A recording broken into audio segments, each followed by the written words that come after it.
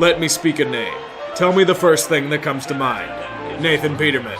I firmly believe that you can come up with a few words. Legendary ineptitude, interceptions, terrible, why is this guy in the league? And I get it, Nathan Peterman's professional career has been completely laughable to this point. But this video is going to be a little more than just pointing and laughing at the guy. I want to do a bit more of a deep dive. Simple reason is that I have a bit more perspective on Peterman. I am a masochist, which is why I also double as a Pitt fan. Guess who I saw a lot of at Pitt?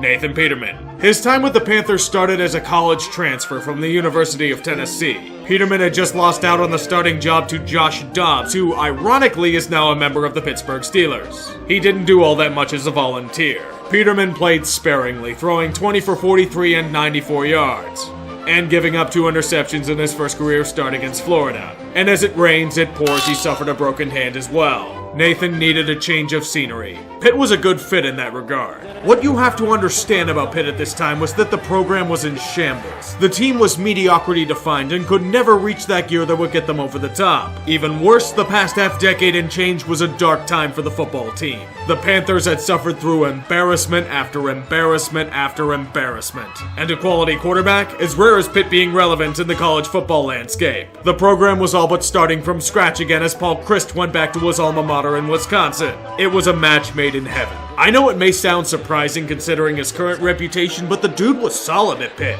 Watching him sky out passes to guys like Tyler Boyd, Quadri Henderson, and James Conner, among others, was a thing of beauty. His first year at Pitt showed promise. He eventually got the starting job and didn't look back. I look at a performance against a team like Louisville, where he flung the ball for 4 touchdowns in the second quarter that showcased his talents. For his first season at Pitt, he had an over 60% completion percentage, over 2,200 yards passing, 20 touchdowns, and 8 interceptions. Those aren't bad numbers. There's at least a foundation that can be improved upon. His redshirt senior year at Pitt was a thing of beauty. When I think of him, I think about his performance against Penn State. On home soil, completing 70% of his passes for 3 touchdowns. I think about him against Clemson, the number 2 ranked team in the country, and torching them for over 300 yards passing and 5 touchdowns, leading them to one of their best victories in a decade. 60.5% completion rate, over 2,800 yards passing, 27 touchdowns, and only 7 picks on the year.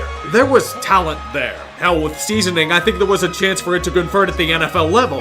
Fortunately for him, he would get that chance. He was selected in the 2017 NFL Draft by the Buffalo Bills in the 5th round. Not a surefire thing, but if he worked hard enough and showcased his talents at the next level, he could get a chance to lead like he did at Pitt.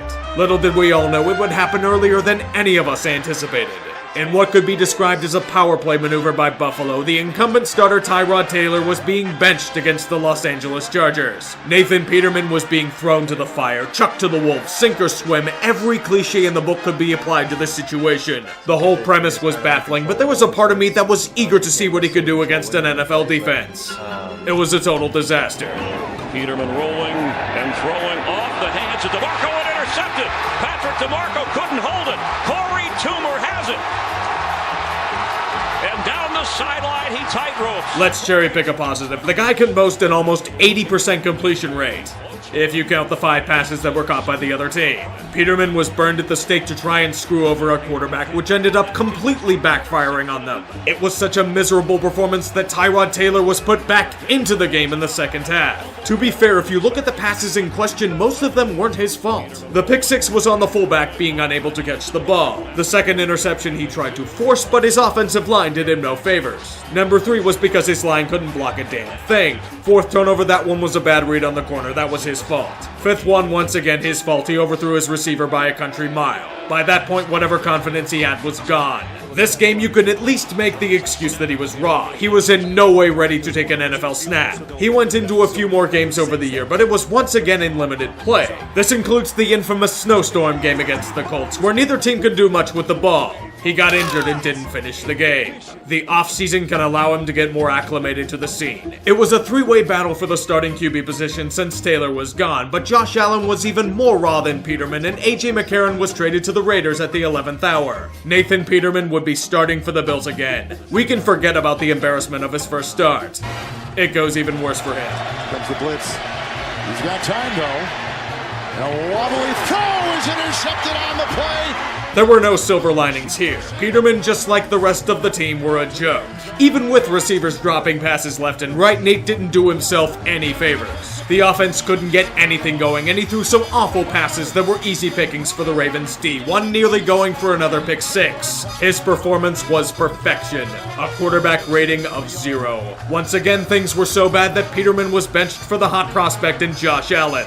This would continue for the next few weeks, until another chance emerges. Josh Allen suffered an elbow injury in the second half against the Texans. Nathan Peterman would be thrust into action once again. In fact, he would show flashes of his ability a bit. He threw a touchdown. This is the situation that can revive a dying career. The Pitt fan in me was excited for him. Peterman picked off Joseph, and he will go! He accurately depicted the Pitt football team, shooting themselves in the foot repeatedly by their own doing. It was another awful read that the cornerback read like a book. Peterman was all but finished. At this point, I had to come to a realization. The quarterback that I saw put up solid performances in college, the quarterback that was the best I ever saw play for Pitt, became a meme. There's a reason why I call him Peter Meme now. He's every negative stereotype about a quarterback, regardless if it's his fault or not. He was so toxic to the Bills' offense that he was leapfrogged on the depth chart by Derek Anderson, a guy that hadn't started regularly in almost a decade and was brought in to be a mentor to the young guys. Several weeks later, he got passed by another journeyman that was signed a week earlier in Matt Barkley. They'd rather play those options than Peterman. Even if he gets another chance, he's given to fail, just like he did against the Bears. 3 more interceptions at home, one going for another pick 6 because his receivers couldn't catch a damn thing. When E.J. Manuel is throwing shade at you, there's a serious goddamn problem. At this point in time, Nathan Peterman has thrown 12 interceptions in about 100 passing attempts. He's thrown as many touchdowns to the other team as he has his own. His career quarterback rating is lower than if he just spiked the ball every play. This rate of ineptitude is unprecedented at the professional level.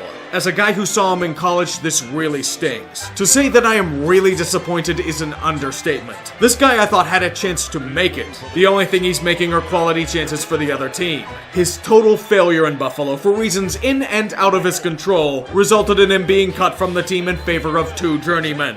Maybe it's a situation like a Tennessee, where he needs a change of scenery for him to thrive, but this isn't the ACC. The NFL will eat mistakes that he makes alive. There's a part of me that feels like he's trying to force things instead of letting the game come to him, which is a fatal error a lot of young quarterbacks make.